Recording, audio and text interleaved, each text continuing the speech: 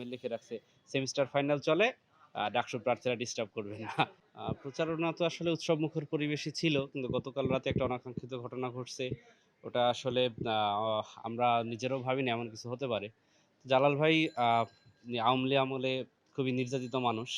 কিন্তু এখন এটা কেন হলো আসলে বুঝতেছি না। তো এটা কোনো নির্বাচনী বানচাল করার ষড়যন্ত্র কিনা সেটা নিয়েও শিক্ষার্থীদের মধ্যে একটা সন্দেহ তৈরি হইছে। তারপরে এই যে সেনাবাহিনী মোতায়েনের ব্যাপারটা নিয়ে সমালোচনা হচ্ছে।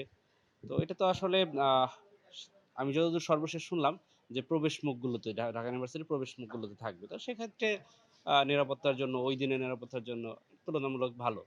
এখন ভিতরে সেটা যদি তারা মুভ করে তাহলে শিক্ষার্থীদের মধ্যে একটা বিরূপ প্রতিক্রিয়া তৈরি হতে পারে।